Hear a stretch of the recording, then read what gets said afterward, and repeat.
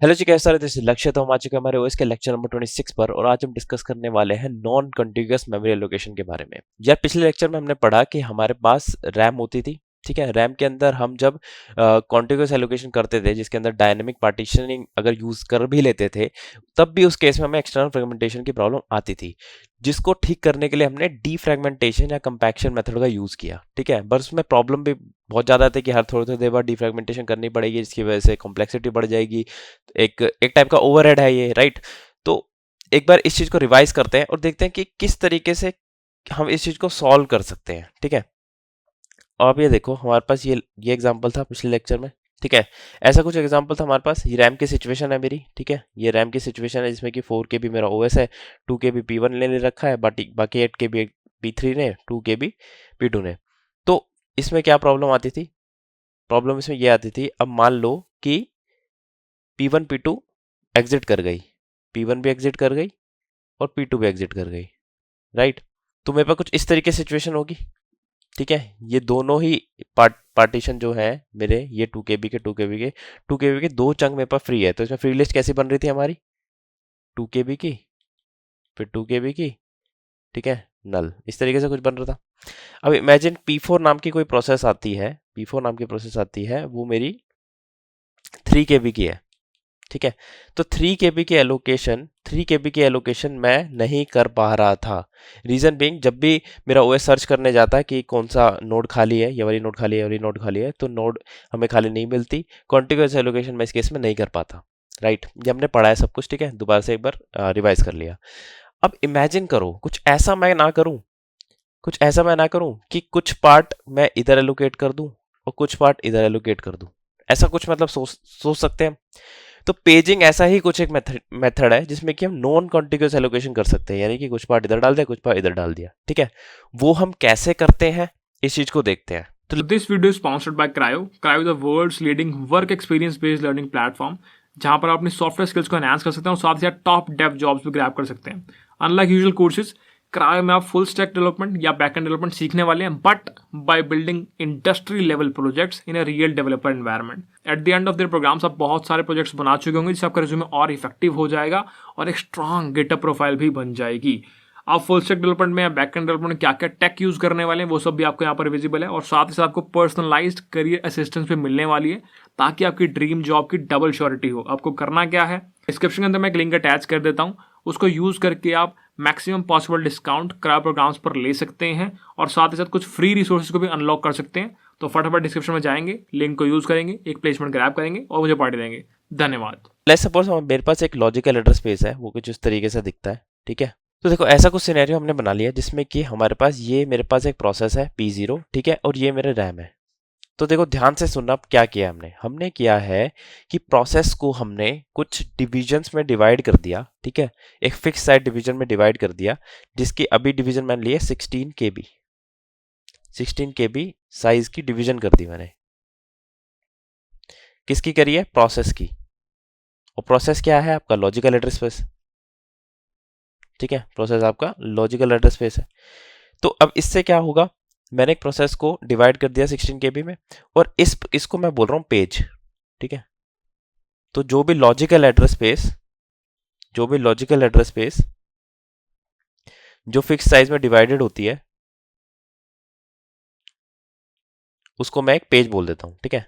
तो ये मेरे पेजेस हो गए। तो इसको मैं बोल रहा हूं पेज 0, पेज 1, पेज 2, पेज 3, ठीक है।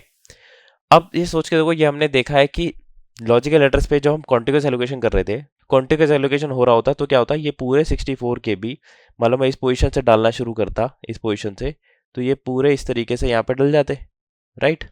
इस तरीके से यहाँ पे डल जाते। अब मैं ना ऐसा कुछ नहीं करूंगा। अब मैं क्या करूंगा कि इन पेजेस को ना, ये छोटे छोटे जो चंक्स बनाए हैं मैंने, छोटे छोटे जो चंक्स, फिक्स साइज के चंक्स बनाए हैं, इन चंक्स को मैं बेसिकली इन इस पोजिशन पे एलोकेट करूंगा, ठीक है। इस पे एलोकेट करूंगा, ठीक है। अब ध्यान से देखो, जो इसका साइज है ना, ये 16 KB का साइज है। एक चंक मेरा लॉजिकल एड्रेस स्पेस में, जिसको मैं पेज बोल रहा हूं, वो 16 KB का है, ठीक है। तो 16, जैसे कि 64 KB को कॉन्टिग्यूअस में एलोकेट करने के लिए मुझे यहाँ पे 64 ही KB चाहिए थे। सिमिलरली लॉजिकल एड्रेस स्पेस में जो हमने पेजेस बनाए हैं किसी प्रोसेस के, उस पेजेस को भी यहाँ पर 16 KB ही चाहिए होगा। इसलिए आप ध्यान से देखो, रैम को भी हमने 16 KB में डिवाइड किया हुआ है। एंड वी आर अज्यूमिंग कि फर्स्ट 16 KB में हमने OS को डाला हुआ है, ठीक है। तो OS तो भी हट जाएगा, हमारे पास फ्री अवेलेबल यहाँ पे यहाँ से यहाँ तक है, ठीक है। तो अब ध्यान से देखो, जो पेज साइज है मेरा वो इक्वल है मेरा किस चीज से, यहाँ पर जो पार्टीशन बनाई मैंने उससे। और इस पार्टीशन को, जो कि एक्चुअल पार्टीशन है, लॉजिकल एड्रेस तो आपको हम सबको पता है कि इमेजिनरी एड्रेस है, वर्चुअल है, राइट। ये जो एक्चुअल एड्रेस है मेरा, यानी कि एक्चुअल जो रैम है, रैम के अंदर जो मैंने पार्टीशंस करी हैं, ये जो पार्टीशंस करी हैं, इनको मैं क्या बोलता हूँ, फ्रेम, ठीक है। तो दो टर्म्स हमने यूज करी, एक मैंने टर्म यूज करी पेज, एक टर्म यूज करी फ्रेम। पेज और फ्रेम क्या है? पेज कुछ नहीं है, वही फिक्स पार्टीशन जो कि लॉजिकल एड्रेस स्पेस में है किसी प्रोसेस का, ठीक है। और उस फिक्स पार्टीशन को जब हम एलोकेट करेंगे, यहां पर जाके एलोकेट करेंगे, जो मैंने रैम को जो फिक्स पार्टीशन में डिवाइड किया है, मैं उसको फ्रेम बोल रहा हूँ, ठीक है। बस टर्मिनोलॉजी डिफरेंस है, ठीक है, फ्रेम बोल रहा हूँ। तो अब ये देखो, अब मैं करता कैसे हूँ, मैं एलोकेशन इस तरीके से करता हूँ। अब जस्ट इमेजिन, अब ये देखो, ये मान लो मेरी रैम की सिचुएशन है, ठीक है। रैम को हमने फ्रेम से डिवाइड किया था, 16 KB के फ्रेम्स डिवाइड किए थे, ठीक है। हमने लॉजिकल एड्रेस स्पेस को भी पेजेस में डिवाइड किया हुआ है, वो भी 16 KB के हैं, ठीक है। अब मान लो मेरी ये सिचुएशन है जिसके अंदर कि ये जो आपको एरिया दिख रहा है, जो अलग पैटर्न का एरिया दिख रहा है, ये सब मैं बोल देता हूँ ये ऑक्यूपाइड स्पेस है, ठीक है। ये ऑक्यूपाइड स्पेस है, इसका मतलब ये किसी और प्रोसेस ने लिए हुए हैं, ठीक है। अब आप ये देखो कि अगर कॉन्टिग्यूअस एलोकेशन के हिसाब से मैं चल रहा होता तो मैं क्या करता, मैं ये 64 KB पूरे पूरे एलोकेट करने की कोशिश करता। मेरे पास कुछ फ्री लिस्ट होती, फ्री लिस्ट कैसी होती, मेरी एक फ्री लिस्ट में ये नोड होती, ये नोड होती, ये नोड होती, ये नोड होती, राइट। और मैं चेक करता क्या 64 KB कॉन्टिग्यूअस, 64 KB कॉन्टिग्यूअस मुझे अवेलेबल है मेरे पास, अवेलेबल है मेरे पास। क्या मेरे पास कॉन्टिग्यूअस अवेलेबल है? नहीं है मेरे पास अवेलेबल, सब स्कैटर्ड है, ठीक है, देख रहे हो, सब स्कैटर्ड है। तो इस केस में अगर कॉन्टिग्यूअस एलोकेशन स्कीम होती और डायनेमिक पार्टीशनिंग होती बेसिकली, तो हम इसको एलोकेट नहीं कर पाते, ये प्रोसेस इधर एलोकेट नहीं हो पाती, ठीक है। तो मुझे क्या करना पड़ रहा था, मुझे डीफ्रैगमेंटेशन करनी पड़ती। डीफ्रैगमेंटेशन मतलब मैं इन चंक्स को उठा के, ये जो 3 चंक्स दिख रहे हैं आपको, जो फिल्ड चंक्स हैं, इसको उठा के मैं वापस से बेसिकली इधर शिफ्ट कर देता। शिफ्ट करने के बाद मुझे ये जगह मिल जाती और मैं एलोकेट कर देता। ये सब कॉन्टिग्यूअस की कहानी है। अभी कॉन्टिग्यूअस स्कीम नहीं है, ठीक है, नॉन कॉन्टिग्यूअस है। तो अब ध्यान से देखो, इस रैम पे जो कि मेरे पास 4 चंक्स ऐसे खाली पड़े हुए हैं, कैसे मैं नॉन कॉन्टिग्यूअस एलोकेशन कर सकता हूँ, ठीक है। अब देखो, अब मैं क्या करूंगा, ये छोटे छोटे पार्टीशन है एक प्रोसेस के, उसको मैं एक पार्टीशन को उठा के यहाँ पुट कर दूंगा, एक पार्टीशन को उठा के यहाँ पुट कर दूंगा, एक पार्टीशन को उठा के यहाँ पुट कर दूंगा, एक पार्टीशन को उठा के यहाँ पुट कर दूंगा, ठीक है। देखो किस तरीके से। अब ये देखो, मैंने क्या करा, P3 को उठा के यहाँ पुट कर दिया, P2 को उठा के यहाँ पुट कर दिया, P1 को उठा के यहाँ पुट कर दिया, ठीक है। P1 को उठा के यहाँ पुट कर दिया, P0 को उठा के यहाँ पुट कर दिया। अब आप ये देखो, क्या मुझे एक सेंस, या फिर मैं ऐसा बोल सकता हूँ, क्या एक टाइप की नॉन कंटिग्यूअस एलोकेशन में कर रहा हूँ, ठीक है। कोई कंटिग्यूअस एलोकेशन यहाँ पे नहीं हो रही है, मैं नॉन कंटिग्यूअस एलोकेशन कर रहा हूँ। कुछ पार्ट इधर एलोकेट कर रहा हूँ, कुछ पार्ट इधर एलोकेट कर रहा हूँ, कुछ इधर कुछ इधर। तो रैम में मुझे कॉन्टिग्यूअस फ्री स्पेस मिलने की जरूरत नहीं है, ठीक है। अगर मुझे फिक्स्ड फ्रेम्स मिल जाएंगे जो कि दूर दूर भी होंगे, तो भी मैं प्रोसेस को एलोकेट कर पा रहा हूं। रीजन बीइंग, क्योंकि मैंने प्रोसेस को भी पेजेस में डिवाइड किया हुआ है। और ये पेजेस में जो डिवाइड किया हुआ है, ये कितने साइज के पेजेस होंगे, इसको मैं बोलता हूं पेज साइज। और जो पेज साइज है वो ऑलवेज इक्वल होगा आपके फ्रेम साइज के। पेज साइज ऑलवेज इक्वल होगा आपके फ्रेम साइज के। पेज साइज डिसाइड कौन करता है? पेज साइज डिसाइड होता है आपका डिपेंडिंग अपॉन आपका प्रोसेसर का आर्किटेक्चर कैसा है, आपका सिस्टम का आर्किटेक्चर कैसा है, ठीक है। नॉर्मली 4 KB बेसिकली यूज होता है, मतलब ट्रेडिशनल सिस्टम से 4 KB यूज होता था। बट आज की डेट में ये जो पेज साइज है, ये डायनामिक भी हो सकते हैं, अलग अलग पेज साइज भी हो सकते हैं, और फिक्स्ड भी हो सकते हैं। अभी आप दिमाग में रखो कि ये पेज साइज फिक्स्ड ही होते हैं, ठीक है। और ये कैसे डिटरमाइन होता है? ये डिटरमाइन होता है सिस्टम के आर्किटेक्चर से, ठीक है। डिटरमाइन कैसे होता है? ये कंप्यूटर सिस्टम आर्किटेक्चर का पार्ट है, इस पर अभी नहीं जा रहे हैं हम। अब आप यही रखो बस कि पेज साइज कुछ होता है जो कि सिस्टम डिसाइड करता है, प्रोसेसर का आर्किटेक्चर डिसाइड करता है, और उतना ही साइज मेरा फ्रेम साइज का होता है, ठीक है। तो हमने समझ लिया ये जो प्रोसेस है ना आपकी पूरी, आपके लॉजिकल एड्रेस स्पेस को पेजेस में डिवाइड करना, सिमिलरली फिजिकल एड्रेस स्पेस को फ्रेम्स में डिवाइड करना, ये जो प्रोसेस है इसको मैं बोलता हूं पेजिंग। इसको मैं बोलता हूं पेजिंग। इस स्कीम को मैं बोलता हूं पेजिंग। ये एक पेजिंग यानी कि क्या है? पेजिंग एक नॉन कंटिग्यूअस मेमोरी मैनेजमेंट स्कीम है जिसके अंदर मैं क्या करता हूँ, मैं एक प्रोसेस को फिक्स्ड साइज ऑफ पार्टीशन में डिवाइड करता हूँ। फिक्स साइज को मैं क्या बोलता हूँ, फिक्स साइज को मैं बोलता हूँ पेज, ठीक है, पेज। और सिमिलर फिक्स साइज के पार्टीशन जितना ही मैं रैम को बेसिकली पार्टीशन में डिवाइड कर देता हूँ, और उस रैम के पार्टीशन को क्या बोलता हूँ मैं, फ्रेम, ठीक है। तो हमारे पास दो टर्मिनोलॉजी है, पेज और फ्रेम। अब हमारा काम क्या है, हमारा क्या, अब बेसिकली आपको दिमाग में स्ट्राइक कर रहा होगा कि अब बेसिकली हमारा काम क्या है, ठीक है। कॉन्टिग्यूअस के अंदर हम क्या कर रहे थे, कुछ एड्रेस ट्रांसलेशन कर रहे थे, राइट। एड्रेस ट्रांसलेशन हमने देखी थी, हमारे पास बेस होता था, बेस के अंदर हम बेसिकली बेस जो है वो रीलोकेशन रजिस्टर में स्टोर होता था। बेस के अंदर हम कुछ ऑफसेट ऐड करते थे, ऑफसेट ऐड करने के बाद मैं रैम पे उस फिजिकल एड्रेस को लोकेट करता था, यानी कि एड्रेस ट्रांसलेशन में करता था, logical address to physical address using relocation register, limit register, ये कर रहा था मैं कॉन्टिग्यूअस मेमोरी लोकेशन के अंदर। अब यहाँ पर एमएमयू कैसे ट्रांसलेशन करेगा, मेमोरी मैनेजमेंट यूनिट जो लॉजिकल एड्रेस है आपका, उसको फिजिकल एड्रेस में कैसे ट्रांसलेट करेगा, कैसे। ये जो आपका प्रोसेस है ये आपको 64 KB की है, जिसको आपने की पेजेस में डिवाइड किया हुआ है, पेजेस में डिवाइड किया हुआ है। आपके जो रैम है, रैम तो काफ़ी बड़ी है, राइट। ये 64 KB थी, रैम आपकी 128 KB की है। तो मैं किस तरीके से मैपिंग करूंगा ना, किस तरीके से मैपिंग करूंगा, इसको समझते हैं, ठीक है। चलिए, तो यार लॉजिकल एड्रेस स्पेस को फिजिकल एड्रेस स्पेस में कन्वर्जन के लिए आपका जो एमएमयू होता है ना, वो एक टाइप के टेबल डेटा स्ट्रक्चर का यूज करता है। उस टेबल को मैं बोलता हूँ पेज टेबल, ठीक है। मतलब कि हमने अब देखा कि जो पेज जीरो था, पेज जीरो वो कहाँ पे एलोकेटेड था, वो फ्रेम 3 पे एलोकेटेड था, ठीक है। तो ये निकालने के लिए क्या मैं अपनी मेमोरी में एक टेबल नाम का डेटा स्ट्रक्चर स्टोर कर सकता हूँ, यानी टेबल जैसा डेटा स्ट्रक्चर स्टोर कर सकता हूँ। ये टेबल कुछ इस तरीके से दिखेगी, जिसमें कि मेरी पहली एंट्री क्या होगी, पहले कॉलम क्या होगा आपका लॉजिकल पेज नंबर, जिसमें कि हमने लिख दिया पेज जीरो जो है वो फ्रेम 3 पे एलोकेटेड है, पेज 1 जो है वो फ्रेम 7 पे है, पेज 2 जो है वो पेज 5 पे है, पेज 3 जो है पेज 2 पे एलोकेटेड है, ठीक है।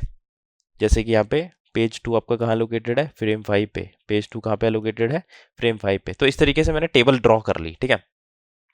तो ये टेबल जो है ना, पेज टेबल, ये आपकी मेमोरी के अंदर होती है, ठीक है। ये मेमोरी के अंदर होती है, और each process has its own page table, each process should have its own page table. ऐसा क्यों यार, आपका लॉजिकल एड्रेस स्पेस तो हर प्रोसेस का अलग अलग होता है, राइट। ये हमने पढ़ा पहले से। अगर कोई P1 प्रोसेस आएगी तो उसका लॉजिकल एड्रेस स्पेस कुछ अलग दिखेगा, ठीक है। वो हो सकता है आपकी 64 KB की ना हो, ठीक है, वो 64 से ज़्यादा बड़ी हो थोड़ी सी। तो अगर बड़ी होगी तो उसके अंदर एक और पेज हो सकता है, राइट, थोड़ी बड़ी प्रोसेस हो सकती है। तो हर बेसिकली लॉजिकल एड्रेस स्पेस हर प्रोसेस का अलग होता है, इसीलिए आपका पेज टेबल भी हर प्रोसेस का अलग होगा। हो सकता है मान लो मेरे पास कोई अभी यहाँ पर मेरे पास कोई और प्रोसेस आ जाए, ठीक है, जिसके 3 पेजेस हो, ठीक है, 3 पेजेस हो। ये मान लो मेरी P1 प्रोसेस है, और ये जो 3 पेजेस है वो यहाँ ऐसे ऐसे एलोकेटेड हो। इसका पेज 0 है जो यहाँ पे एलोकेटेड हो, इसका पेज 1 जो है वो यहाँ पे एलोकेटेड हो, इसका पेज 2 जो है वो यहाँ पे एलोकेटेड हो, ठीक है। तो अब देख रहे हो ध्यान से कि अब इसका मैं अगर पेज टेबल बनाऊंगा तो वो इससे डिफरेंट बनेगा, इसलिए हर पेज का अलग डिफरेंट बेसिकली मेरा पेज टेबल होता है, ठीक है। तो अब ये देखते हैं यार कि एड्रेस ट्रांसलेशन कैसे होगी, मैं किस तरीके से एड्रेस को ट्रांसलेट करूंगा, ठीक है। अब एक छोटा सा एग्जांपल लेते हैं। आपके पास जो लॉजिकल एड्रेस स्पेस है, लॉजिकल एड्रेस स्पेस जो है आपका P0 प्रोसेस का, मैं इस प्रोसेस की बात कर रहा हूँ, ठीक है। जो P0 प्रोसेस है मेरी वो 64 बाइट्स की है, राइट, 64 बाइट्स की।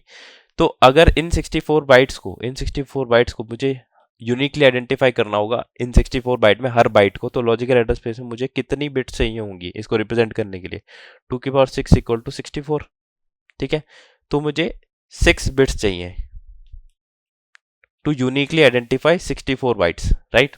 तो जस्ट इन केस एक एग्जांपल लेते हैं। इस पोजीशन पे मान लो 25th बाइट, यानी 25th देखनी है मुझे, तो यहाँ पर कुछ 25 होगा मेरा अवेलेबल, ठीक है। यहाँ पर मान लो 25 अवेलेबल होगा। तो इसको मैं एलोकेट कैसे, इसकी बिट रिप्रेजेंटेशन कैसे होगी, 25 को मैं कैसे लिख सकता हूँ, 011001, राइट।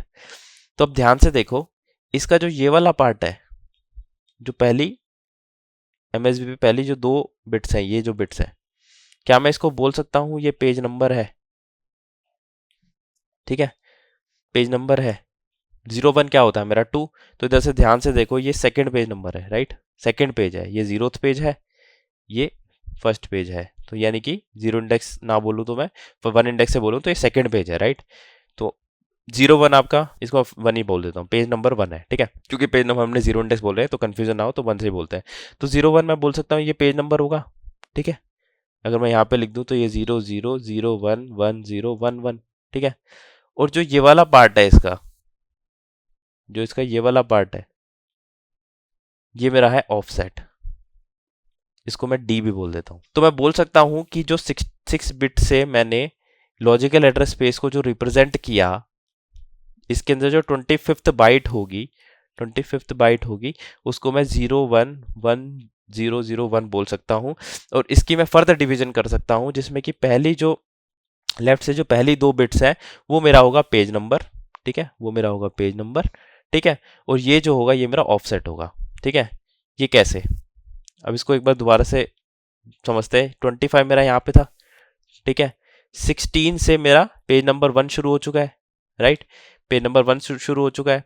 तो इस केस में अगर मैं 25th को एलोकेट करना चाहूँ तो मैं बोल रहा हूँ कि ये पेज नंबर 1 पर है, ठीक है। और पेज नंबर 1 की जो स्टार्टिंग है उससे कितना दूर है, उससे वो 1001 इतना दूर है, उससे वो 1001 इतना दूर है। ये ऑफसेट हुआ मेरा, ऑफसेट किससे, बेस एड्रेस से।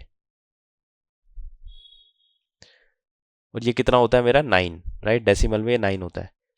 तो मैं बोल सकता हूँ कि इसका जो इस पेज का जो बेस है, इस पेज का जो बेस है, इस पेज का बेस क्या है मेरा, पेज नंबर 1 का मेरा बेस क्या है, बेस है मेरा 16 प्लस ऑफसेट कितना है मेरा 9, ठीक है। 16 प्लस 9 25। तो मैं 25th लोकेशन पर, 25th बाइट पर मैं कैसे पहुंचा, मैं इस तरीके से पहुंच सकता हूं कि जो मेरा 25 है उसको मैं डिवाइड कर सकता हूं किसमें, 2 पार्ट्स में। इस पार्ट को मैं बोलता हूं P, इस पार्ट को मैं बोलता हूं D।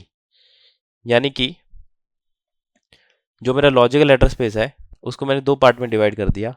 इसकी जो बिट रिप्रेजेंटेशन होगी, जैसे कि पहला होगा आपका P, दूसरा होगा D। वो हमने देख लिया कैसे वर्क कर रहा है, कि जो पहले 2 बिट्स होंगी वो मेरा पेज नंबर बताएंगी, जो कि पेज नंबर 1 है। ये जो मेरा ऑफसेट बताएंगी कि जो पेज नंबर 1 का बेस एड्रेस है मैं उससे कितना प्लस करूं कि मैं 25th लोकेशन पे पहुंच जाऊं। तो बेस एड्रेस मेरा 16 था, उससे कितना प्लस करूं, उससे 9 प्लस करूंगा मैं, तो मेरे को 25 मिल जाएगा। ये हमें सिंपल समझ आ गया, ठीक है। अब फ्रेम में मैं फ्रेम को कैसे डिवाइड कर सकता हूं, फ्रेम में भी आपके पास 1 2 3 4 करके 8 फ्रेम्स है, ठीक है। और मैंने देखा जो मेरा पेज नंबर 1 है वो पेज नंबर 1 जो है वो मेरा फ्रेम नंबर 7 पे एलोकेटेड है, ठीक है। मुझे पता है ये भी 16 KB का है, ये भी 16 KB का है, इसका ऑफसेट कितना था 9, ठीक है। तो सिमिलरली जब ये फ्रेम उठ के यहाँ पर मैंने डाला होगा तो 25th लोकेशन जो है वो किस लोकेशन पे होगी, ठीक है, वो मेरी किस लोकेशन पे होगी, वो होगी 112 plus 9, that would be equal to 121, ठीक है, 121। तो मैं बोल रहा हूँ कि 25th लोकेशन है, ये हमने सिंपल कैलकुलेशन करी है, 25th लोकेशन वो मेरी 121 लोकेशन पे है, यहाँ पर 121 लोकेशन पे है ये 25th बाइट, ठीक है। अब मैं इससे 25th से इस पे कैसे ट्रांसलेट करूंगा, तो इसको ट्रांसलेशन से पहले हम ये समझते हैं कि फिजिकल एड्रेस स्पेस में 121 को मैं कैसे लिखूंगा। 121 को मैं लिख सकता हूँ 1111001, राइट। अब आप ध्यान से देखो, आपका जो ये डी था, आपका जो ये डी था, यही इसकी लास्ट की 4 बिट्स बन रही हैं, ठीक है। यही इसकी लास्ट की 4 बिट्स बन रही हैं। ये आपका वही डी है जो लॉजिकल एड्रेस स्पेस में डी था, ऑफसेट था। तो ऑफसेट तो यहाँ पे सेम हो गया, बस चेंज क्या हुआ, मेरा फ्रेम नंबर चेंज हो गया। यहाँ पर ये फ्रेम नंबर जो है ये 3 बिट्स में रिप्रेजेंट हो रहा है।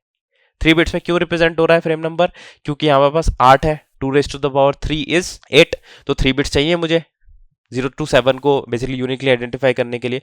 तो यहाँ पर मुझे 3 बिट्स बेसिकली चाहिए, और ये 3 बिट्स क्या होगी 111, दैट इज फ्रेम 7, राइट। तो हमने देखा कितनी ब्यूटीफुली हमने 25 को इधर एलोकेट करा दिया 121 पर, यानी कि पेज नंबर 1 जहाँ पे एलोकेटेड था। और ये जो इसकी बिट एड्रेस देख रहे हो आप, जो एड्रेस वो किस तरीके से उसका जो ऑफसेट है यानी लास्ट की 4 बिट्स है वो सेम है लॉजिकल एड्रेस स्पेस से, ठीक है। बस पेज नंबर डिफरेंस है, यहाँ पे पेज नंबर 2 बिट में है, यहाँ पर फ्रेम नंबर 3 बिट में है।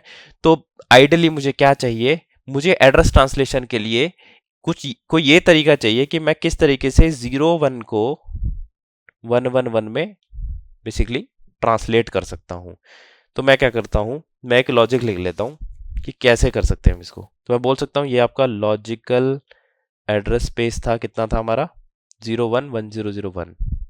तो अब ध्यान से देखो हमने क्या करा लॉजिकल एड्रेस को फिजिकल एड्रेस में चेंज करने के लिए कुछ इस तरीके की चीज बनाई कि मेरे पास 6 बिट्स थी लॉजिकल एड्रेस में थी, ठीक है। और मेरे पास 7 बिट्स थी आपकी फिजिकल एड्रेस में, 7 बिट्स, ठीक है। तो मैंने क्या करा, सबसे पहले हमने खुद ही देखा जो डी मेरा पार्ट है, डी यानी कि ऑफसेट जो पार्ट है वो तो सेम ही रहता है, तो ऑफसेट यहाँ पे 1001 हो जाएगा, ठीक है।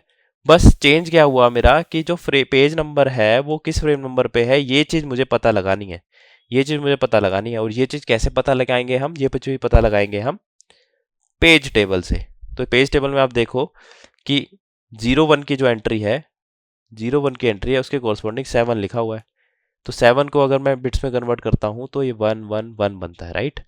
ये आपका 101 बन जाएगा, ये आपका 010 बन जाएगा, ठीक है। ये आपका 011 बन जाएगा, राइट। तो इस तरीके से होगा। तो मुझे क्या करना पड़ा, मुझे कुछ ऐसा हार्डवेयर डिजाइन बनाना है जिसमें कि लास्ट की 4 बिट्स तो मुझे वैसी की वैसी डाल देनी है।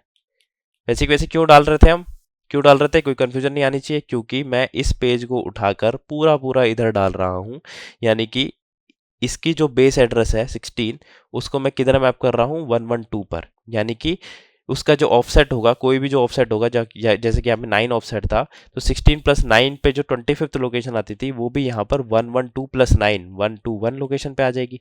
तो इससे हमें कोई कंफ्यूजन नहीं होनी चाहिए हमें किस तरीके से हम बेसिकली यहाँ से इधर ट्रांसलेट कर रहे हैं।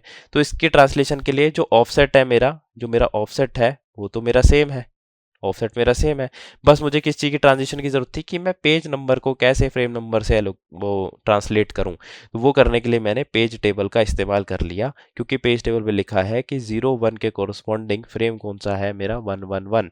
तो मैंने यहाँ पर ये जो MMU का लॉजिक है वो क्या करेगा, इसकी जगह 111 कर देगा। तो इस तरीके से मेरी पूरी पेजिंग वर्क करती है, जिसमें कि हम लॉजिकल एड्रेस स्पेस को डिवाइड करते हैं फिक्स्ड पार्टीशन में, जिसको मैं पेज बोलता हूँ, ठीक है। और हम फिर कॉरस्पॉन्डिंगली रैम को भी डिवाइड कर देते हैं फिक्स पार्टीशन में, जिसको मैं फ्रेम बोलता हूँ, ठीक है। क्योंकि रैम बड़ी है तो रैम के अंदर ज्यादा नंबर ऑफ पार्टीशन हो सकते हैं, ठीक है, पर पार्टीशन का साइज 16 ही रहेगा, ठीक है।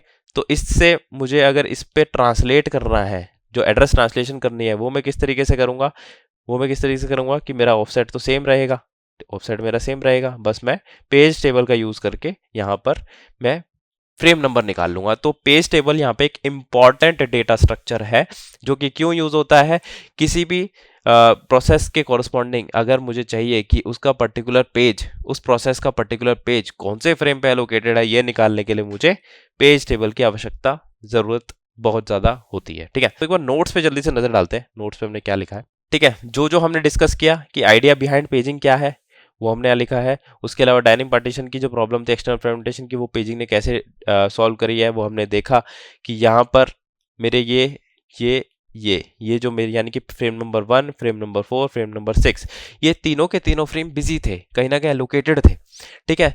64 KB की एक प्रोसेस आती है जो कि एलोकेट हो सकती है यहाँ पे, क्योंकि जो मेरी फ्री लिस्ट है वो बेसिकली फ्री है ना। तो मैंने क्या करा, मैंने एक प्रोसीजर अपनाया कि मैंने नॉन कॉन्टिग्यूअस एलोकेशन कर दी, कुछ पार्टियां डाल दिया, कुछ पार्टियां डाल दिया, और इससे क्या हुआ, एक्सटर्नल फ्रेगमेंटेशन इस केस में नहीं आई। तो पेजिंग के अंदर एक्सटर्नल फ्रेगमेंटेशन नहीं होती, ठीक है।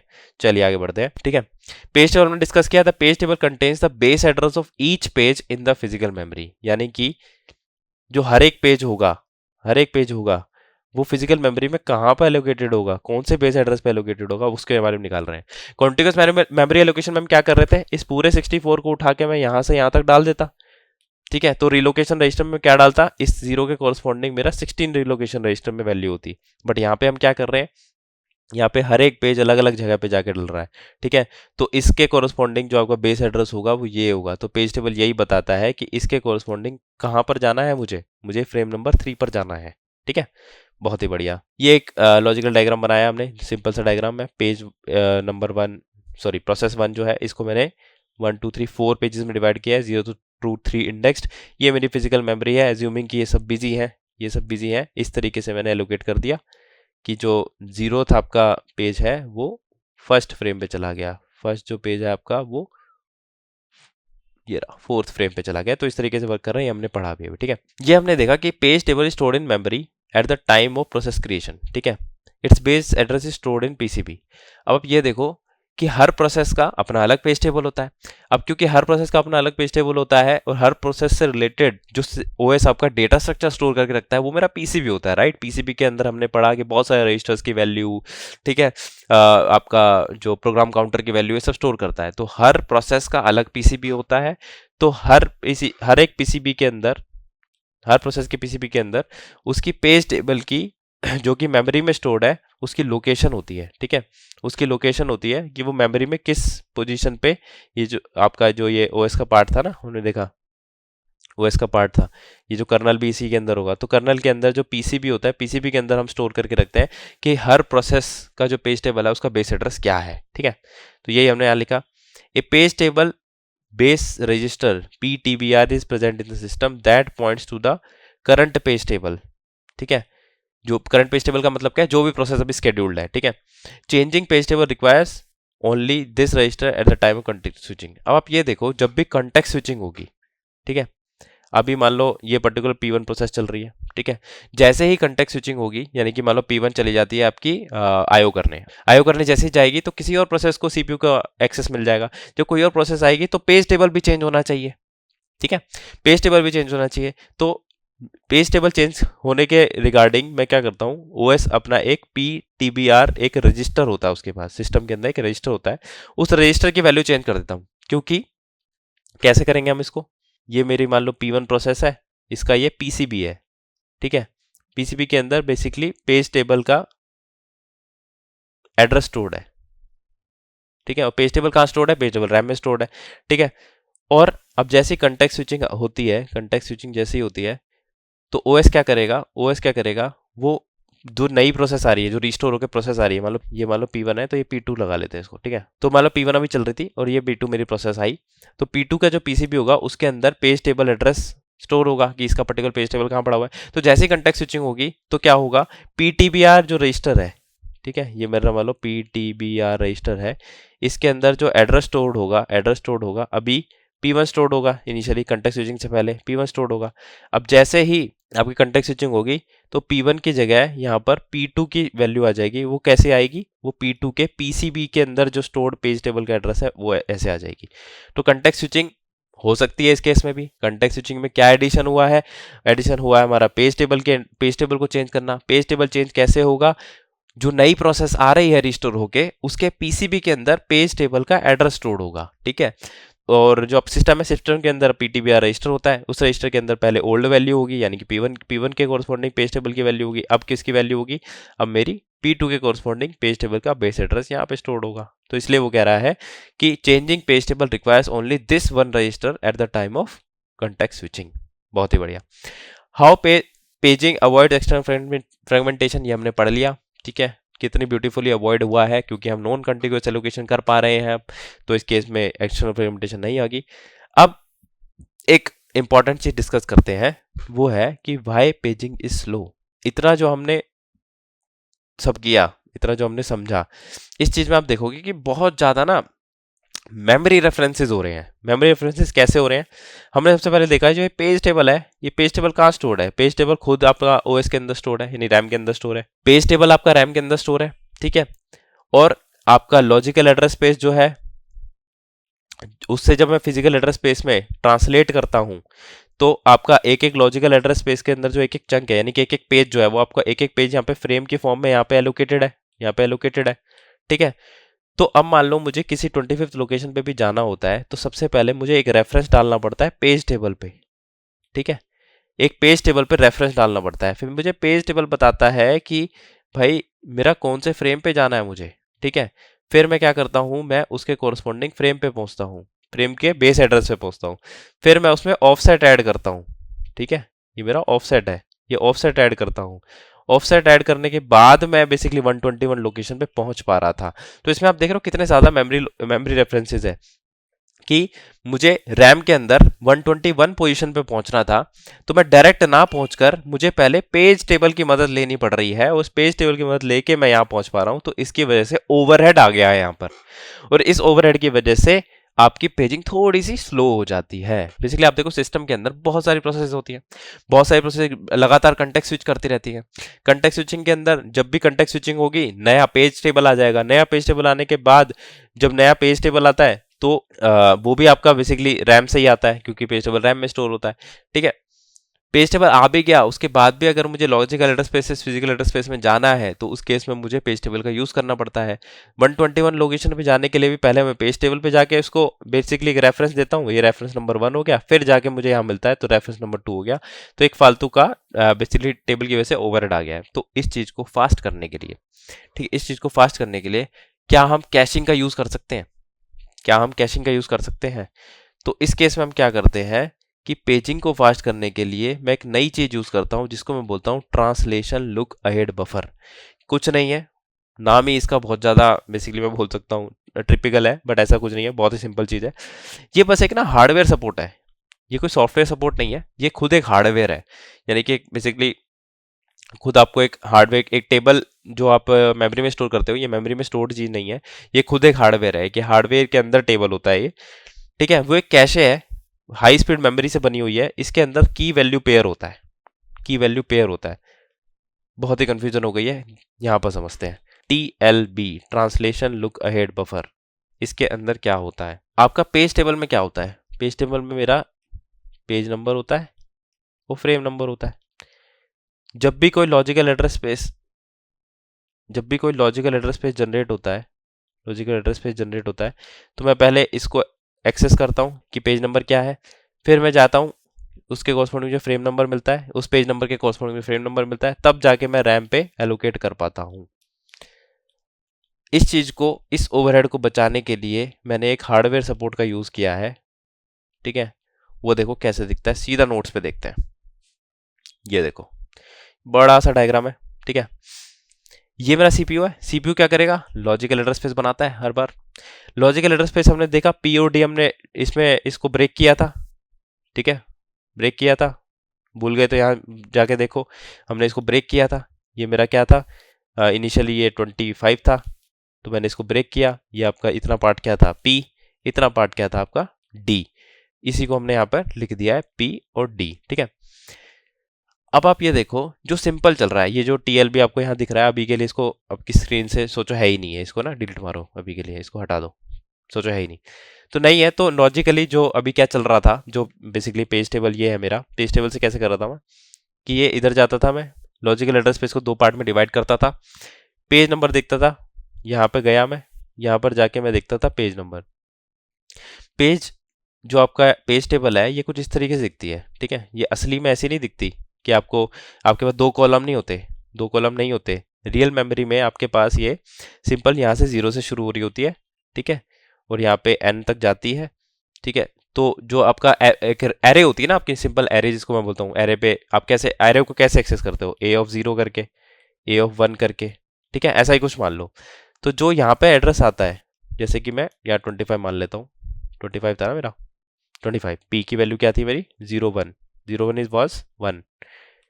तो जस्ट इमेजिन यहाँ पे पी की वैल्यू 01 आई, तो यहाँ पे 1 आया। 1 आने के बाद ये कहाँ पर जाके सर्च करेगा? ये 0th लोकेशन है, ये मेरी 0th लोकेशन है, 1 लोकेशन है। तो पी के कॉरस्पॉन्डिंग मैं यहाँ पे जाऊँगा, यहाँ पर जाके मुझे कोई फ्रेम एड्रेस मिलेगा, और वो फ्रेम एड्रेस मैं यहाँ पे जाके बेसिकली डाल दूंगा, ठीक है। ये हमने सिंपल पढ़ा, ये ऐसा कुछ होता था, ठीक है। दोबारा से रिवाइंड करा देता हूँ, ऐसा कुछ यहाँ हो रहा था। ये पी के कॉरस्पॉन्डिंग में एफ निकाल रहा था, ये एफ, बहुत ही बढ़िया। पी के कॉरस्पॉन्डिंग मैं पेज टेबल पे गया, मैंने एफ निकाला, एफ निकाल के मैंने एफ को यहाँ दिया। डी मेरा सेम होता था, डी को ऐसे रखा। तो पी और डी से मैंने पेज टेबल की मदद से एफ और डी निकाल लिया, तो एफ के कोरस्पॉन्डिंग फिर मैं उस फ्रेम पे चला जाऊंगा, उस फ्रेम पे जाके फिर डी प्लस करके उस बेसिकली एक्चुअल पोजीशन पे पहुंच जाऊंगा। ये मेरा सिंपल प्रूफ था, फिर से रिपीट कर दिया मैंने, ठीक है। अब टीएलबी इस केस में कैसे काम आएगा? अब मैं चाहता हूं कि मैं कम से कम पेज टेबल का यूज करूं, ठीक है। पेज टेबल क्योंकि इसमें एक ओवरहेड है, इसको एक्सेस करना इटसेल्फ, क्योंकि ये खुद ही मेमोरी में पड़ा हुआ है, तो इसका एक्सेस जो है ना स्लो है। तो मैंने मेमोरी से भी फास्ट एक हार्डवेयर सपोर्ट डाल दिया। टीएलबी जो है, टीएलबी का जो एक्सेस टाइम है वो मेमोरी से भी कम होता है, यानी कि कॉस्ट वाइज भी टीएलबी का जो हार्डवेयर है वो रैम से भी महंगा होगा, ठीक है। तो मैंने क्या करा, जब भी मान लो मेरे पास फर्स्ट कोई पीओडी का पेयर आया होगा, तो मैंने जो भी फ्रेम नंबर निकाला होगा, ठीक है, निकाल के पहले यूज कर लिया। पर निकाल के यूज करने से पहले मैंने क्या करा, उसकी एक एंट्री ना यहां पर भी डाल दी, ठीक है, कि भाई 01 पेज के कॉरस्पॉन्डिंग जो 111 फ्रेम नंबर आ रहा है वो मैंने यहाँ डाल दिया। तो अब जब मान लो नेक्स्ट टाइम फिर से अभी मान लो स्टार्टिंग में आपका जो लॉजिकल एड्रेस था वो 01 आया था, जस्ट इमेजिन, ठीक है। तो उसके कोरस्पॉन्डिंग मैंने क्या करा था, 01 को लोकेट करा, 01 के कोरस्पॉन्डिंग मैंने यहाँ पे एंट्री डाल दी। तो यानी कि जब सबसे पहले बार ये एड्रेस आया होगा, तो सबसे पहली बार मैंने पेज टेबल से रिजॉल्व किया होगा। पेज टेबल से जब रिजॉल्व किया होगा तो मैंने एक एंट्री उठा के यहाँ भी डाल दी कि भाई नेक्स्ट टाइम जब ये 01 की स्टार्टिंग आएगी ना, तो मैं फ्रेम नंबर जल्दी से निकाल लूंगा, मुझे फिर से पेज टेबल को एक्सेस करने की जरूरत नहीं पड़ेगी। तो नेक्स्ट टाइम मान लो एड्रेस आता है आपका 011001, जस्ट इमेजिन। तो ये 01 है। अब ये क्या करेगा, अब आपका सीपीयू क्या करेगा, अब वो सीधा पेज टेबल के पास नहीं जाएगा रिजॉल्व करने के लिए, पेज टेबल के पास नहीं जाएगा कि भाई इस पेज नंबर के कॉरस्पॉन्डिंग कौन सा फ्रेम नंबर है। वो क्या करेगा, वो बोलेगा कि सबसे पहले मैं टीएलबी में देख लेता हूँ जाके, ठीक है। टीएलबी में उसे मिल जाएगी एंट्री कि भाई 01 के कॉरस्पॉन्डिंग 111 है। तो देख रहे हो कितना फास्ट हो गया, मुझे पेज टेबल पे नहीं जाना पड़ा, मैं सिंपली यहाँ से जाके मुझे टीएलबी हिट मिल गई। जब भी कैशे में कोई चीज मिल जाती है, एंट्री मिल जाती है, तो उसको मैं बोलता हूँ हिट, और जब एंट्री नहीं मिलती तो मैं उसको मैं बोलता हूँ मिस। तो यानी कि ये सिंपल सी टर्मिनोलॉजी है। तो जैसे ही मुझे यहाँ मिल जाएगी, फर्स्ट टाइम नहीं मिली थी तो फर्स्ट टाइम क्या हुआ होगा, मिस करने के बाद उसने रिजॉल्व किया होगा और यहाँ एड्रेस दिया होगा, और जब रिजॉल्व करके एड्रेस दे रहा होगा उसी टाइम पे इसने टीएलबी में एक एंट्री भी डाल दी होगी, ठीक है। अब इस केस में क्या होगा, जब नेक्स्ट टाइम आया होगा तो 01 के कॉरस्पॉन्डिंग मुझे यहाँ पे फ्रेम नंबर मिल गया, तो ये होगी टीएलबी हिट। तो मैं 01 के कॉरस्पॉन्डिंग फ्रेम नंबर यहाँ पे, फ्रेम नंबर की जो 3 बिट्स थी वो यहाँ पे डाल दूंगा मैं। डी तो सिंपल वही वाला कॉपी होता है और मुझे मिल जाएगा।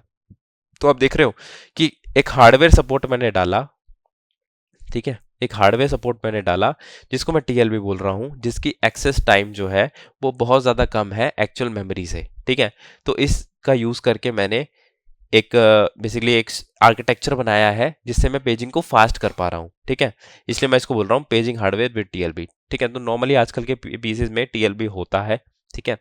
Paging itself is a very costly process, तो इसको फास्ट करना मुझे बहुत ज़्यादा ज़रूरी हो जाता है, तो इसको फास्ट करने के लिए मैं ये चीज़ यूज़ करता हूँ। बहुत ही बढ़िया। अभी हमने पहले पढ़ा कि पेज टेबल जो होती है ना वो हर प्रोसेस की अलग होती है। इसकी मान लो पेज टेबल 0 होगी, इसकी पेज टेबल 1 होगी P1 की, इसकी पेज टेबल 2 होगी। तो हर प्रोसेस की अलग पेज टेबल होती है, ठीक है। अब इमेजिन करो कि जब कंटेक्स्ट स्विचिंग होगी तो इस पोजीशन पे जो मेरा पेज टेबल है ये चेंज हो जाएगा। मान लो अभी ये P0 के कॉरस्पॉन्डिंग था, जैसे ही कंटेक्स्ट स्विचिंग हुई तो ये पेज 1 के कॉरस्पॉन्डिंग हो जाएगा, तो यानी कि पेज टेबल चेंज हो जाएगा। अब ये सोचो, अगर जब पेज टेबल ही चेंज हो गया तो अब मैं इस टीएलबी का क्या करूंगा। इस टीएलबी के अंदर जो एंट्रीज पड़ी थी वो तो मान लो कि प्रीवियस बेसिकली प्रोसेस की पड़ी थी। तो यानी कि जब भी कॉन्टेक्स्ट स्विचिंग होगी तो क्या मुझे टीएलबी भी चेंज करना पड़ेगा, टीएलबी चेंज एज इन कि टीएलबी के अंदर जो एंट्रीज है उनको मुझे डिलीट करना पड़ेगा, ठीक है। इसको देखते हैं ये चीज कैसे हैंडल होती है, ठीक है। तो अब आप ये देखो, मान लो टीएलबी कुछ इस तरीके से दिख रहा है, मेरा P0 प्रोसेस है, पेज नंबर ये मेरा है, फ्रेम नंबर ये टीएलबी है, ठीक है। तो इसके अंदर पहले P0 प्रोसेस के लिए यहाँ पे एंट्री 10 पड़ी थी और 10 के कॉरस्पॉन्डिंग मेरा फ्रेम नंबर क्या था, 100, ठीक है। ये मेरा टीएलबी है, ठीक है, टीएलबी मेरा यहाँ पे ऐसा है। अब मान लो कंटेक्स्ट स्विचिंग हुई, कंटेक्स्ट स्विचिंग हुई, कंटेक्स्ट स्विचिंग होने के बाद P1 प्रोसेस आ गई। अब TLB के अंदर पेज नंबर, फ्रेम नंबर, यहाँ पे 10 और 100 ये P0 के कॉरस्पॉन्डिंग पड़ा था। तो अब देखो जब कंटेक्स्ट स्विचिंग हो गई है तो अब भी TLB के अंदर P0 के कॉरस्पॉन्डिंग 10 की वैल्यू पड़ी है और यहाँ पे 100 फ्रेम नंबर पड़ा हुआ है। अब क्या ऐसा हो सकता है, अब मान लो P1 प्रोसेस आई, वो भी ढूंढ रही है कि 10 पेज नंबर के कॉरस्पॉन्डिंग कौन सा फ्रेम है। ठीक है, P1 प्रोसेस ढूंढ रही है तो वो क्या करेगी, सबसे पहले इधर जाके ढूंढेगी, TLB में जाके सबसे पहले TLB को चेक करते हैं क्योंकि वो फास्ट है। TLB के अंदर जाके देखोगे तो आपके पास 10 की एंट्री मिल जाएगी, 10 की एंट्री मिल जाएगी, बट ये 10 की एंट्री प्रीवियस प्रोसेस की है, P0 की है। ठीक है, अब मान लो ये जाता है P1 और 10 को रीड कर लेता है कि भाई हाँ इसके कॉरस्पॉन्डिंग 100 फ्रेम है, पर ध्यान दो ये जो 100 फ्रेम था 10 के कॉरस्पॉन्डिंग ये P0 प्रोसेस के केस में था, ये P0 के प्रोसेस के केस में था। अब P1 को भी मैं बोल दे रहा हूं कि भाई आपका जो 10th पेज नंबर है ना वो फ्रेम नंबर 100 पे स्टोर्ड है। क्या ये चीज़ सही है? ये आपका वही आइसोलेशन मेमोरी प्रोटेक्शन का आप इशू क्रिएट कर रहे हो। फिर से आप दूसरी प्रोसेस को बोल रहे हो कि जो दूसरी प्रोसेस की लोकेशन है, यानी कि आप P1 प्रोसेस को बोल रहे हो कि P0 प्रोसेस की लोकेशन जो है वहां जाके आप एक्सेस कर लो। This is very wrong. तो इस चीज को सॉल्व करने के मेरे पास दो तरीके हैं। पहला तरीका क्या है कि मैं फ्लश कर दूं TLB when context switching occurs. तो जैसे ही कंटेक्स्ट स्विचिंग होगी, P0 से मैं P1 पे चेंज करूंगा, कंटेक्स्ट स्विचिंग होगी, तो मैं क्या करूंगा, इसकी एंट्रीज डिलीट कर दूंगा। यानी कंटेक्स्ट स्विचिंग हुई, मैंने TLB को रीसेट कर दिया। ठीक है, ये मैं कर सकता हूं। बट ये जो रीसेट का प्रोसीजर है ना कि मैं बार बार TLB को रीसेट कर दूं, अब ध्यान से देखो जो ये कंटेक्स्ट स्विचिंग का काम है ना ये बहुत ही फास्ट होता है, बहुत ही फास्ट और बहुत ही फ्रीक्वेंट होता है। इसका मतलब मान लो कोई प्रोसेस आपकी स्केड्यूल हुई, स्केड्यूल होने के बाद ही उसकी नेक्स्ट इंस्ट्रक्शन लिखी थी कि उसे आईओ करने जाना है। जैसे ही वो आईओ करने जाएगी तभी की तभी दूसरी प्रोसेस कंटेक्स्ट स्विचिंग करके आएगी। जैसे ही दूसरी कंटेक्स्ट स्विचिंग करके आई, अब सोचो दूसरी प्रोसेस भी कुछ इंस्ट्रक्शन एग्जीक्यूट करती है, एकदम से वो भी आईओ करने चली जाती है। तो आप देखो बहुत ही फास्ट ये काम हो रहा होता है। तो अगर मैं बार बार TLB फ्लश कॉल करता रहूंगा, TLB flush, TLB flush, TLB flush, तो इससे क्या होगा, TLB कैशे का तो पूरा पर्पस ही बेसिकली वेस्ट हो गया। इसके अंदर इनफ एंट्री ना तो डल पाएंगी। ठीक है, बार बार मैं इसे रीसेट कर दूंगा। रीसेट की अपनी खुद की एक कॉस्ट होती है, बार बार TLB को रीसेट करता हूँ। एक हार्डवेयर डिवाइस है ये, ठीक है, एक हार्डवेयर है तो इसकी खुद की भी एक कॉस्ट है बार बार रीसेट करने की। तो TLB रीसेट करना ड्यू टू कॉस्ट ये एक फिजिबल सॉल्यूशन नहीं है। दूसरा क्या है कि मैं यूनिक आइडेंटिफायर डाल देता हूं, that will identify unique processes. इसका मतलब अब मैं क्या करता हूँ, TLB कुछ ऐसा बनाता हूँ, ये मेरा अब नया TLB है। ठीक है, इसके अंदर मैं ASID डाल देता हूँ, इसको मैं बोलता हूँ एड्रेस स्पेस आइडेंटिफायर। ठीक है, यहाँ पे आपका पेज नंबर हो गया, यहाँ पे आपका फ्रेम नंबर हो गया। अब इसके अंदर क्या होगा, यहाँ पे मैं डाल दूंगा कि अब मान लो इनिशियली फिर से वही वाले सिनेरियो लेते हैं, पहले P0 एग्जीक्यूट हो रही थी, तो P0 जब एग्जीक्यूट हो रही थी वो उसने अपनी एंट्री यहाँ डाल दी होगी। ठीक है, उसने अपनी एंट्री डाल दी P0, इसकी एंट्री क्या है 10 के कॉरस्पॉन्डिंग 100। अब मान लो P1 आती है कंटेक्स्ट स्विच होके, ठीक है, वो फिर से 10 के कॉरस्पॉन्डिंग निकालने की कोशिश करती है कि क्या 10 के कॉरस्पॉन्डिंग मेरी TLB के अंदर एंट्री है, क्या मैं TLB हिट कर पाऊंगा। ये P1 प्रोसेस ऐसा सोचेगी। जैसे ही P1 प्रोसेस TLB को एक्सेस करेगी, वो जाके देखेगी कि 10 की एंट्री तो है, 10 की एंट्री तो है, बट ये दूसरे एड्रेस स्पेस की है, यानी कि ये दूसरी प्रोसेस की है। तो इस केस में मैं इसको यूज करके मेमोरी प्रोटेक्शन कर पा रहा हूं। तो मैं क्या करूंगा, अब वो जाके जब इसमें देखेगा कि क्या मुझे एंट्री मिल रही है, तो यहाँ पे TLB हिट नहीं होगा। इस केस में P1 के लिए TLB मिस हो जाएगा when trying for page number 10। तो पेज नंबर 10 के लिए पेज नंबर 10 के लिए अब यहाँ पे TLB मिस होगा। TLB मिस होगा तो ये जाके इस अपने पेज टेबल को जाएगा, पेज टेबल से रिजॉल्व करेगा, वहां से निकाल के लाएगा फ्रेम वैल्यू। जब वहां से फ्रेम वैल्यू मिल जाएगी मुझे तो P1 के लिए यहाँ पे मैं लिख दूंगा कि P1 प्रोसेस है भाई, और पेज नंबर इसका 10 है, इसके कोरस्पॉन्डिंग फ्रेम मान लो 45 है। ठीक है, तो बहुत ही बढ़िया। TLB के अंदर जो एक इशू था ये भी हमने सॉल्व कर दिया। ठीक है, फ्लश करके भी सॉल्व कर सकते थे, बट ये एक सही तरीका है नहीं, हमें सब कुछ फास्ट चाहिए। ठीक है, तो ये हमारा एक तरीका हो सकता है। इसको एक बार नोट्स में जाके देख लेते हैं। ठीक है, बहुत ही बढ़िया से लिखा है हमने। Yes, address space identifier is stored in each entry of TLB। ठीक है, हमने हर एंट्री में स्टोर किया इसको। ठीक है, ASID uniquely identifies each process and is used to provide address space protection and allow to TLB to contain entries for several different processes। ठीक है, एड्रेस स्पेस प्रोटेक्शन कैसे प्रोवाइड करता है? मान लो P1 आपका आया TLB पे आके देखता है 10 की तो एंट्री है, 10 की एंट्री है तो आप 10 के कोरस्पॉन्डिंग 100 फ्रेम पे चले जाओ। P1 भी 100 फ्रेम पे चला जाता। जब P1 100 फ्रेम पे जाके देखता तो ये देखता है ये तो P0 की एंट्री है, ये तो P0 की एंट्री है। तो इस तरीके से वो एड्रेस स्पेस प्रोटेक्शन हम प्रोवाइड कर रहे हैं। कैसे प्रोवाइड कर रहे हैं? हम मल्टीपल एंट्री बेसिकली स्टोर कर रहे हैं TLB के अंदर, ये मल्टीपल एंट्री स्टोर कर रहे हैं। ठीक है, when TLB attempts to resolve virtual page number it ensures that ASID of current process matches the ASID of the virtual page. ठीक है, यानी कि ये इसी प्रोसेस के कॉरस्पॉन्डिंग होना चाहिए। ठीक है, तो इस तरीके से मैं TLB के अंदर बेसिकली एक से ज़्यादा प्रोसेसेस की इन्फॉर्मेशन स्टोर करता हूं। तो अगर आपसे कोई क्वेश्चन पूछे जो आपका पेज टेबल होता है वो क्या हर प्रोसेस का अलग अलग होता है, तो इसका आंसर क्या होगा? यस, पेज टेबल हर प्रोसेस का अलग अलग होता है। क्यों अलग होता है? क्योंकि लॉजिकल एड्रेस स्पेस जो फिजिकल एड्रेस स्पेस में मैप्ड है वो अलग अलग है। ठीक है, P1 कहीं और मैप्ड होगी रैम के अंदर, P2 कहीं और मैप्ड होगी, किन्हीं और फ्रेम्स के अंदर मैप होगी, तो इसलिए पेज टेबल डिफरेंट होता है।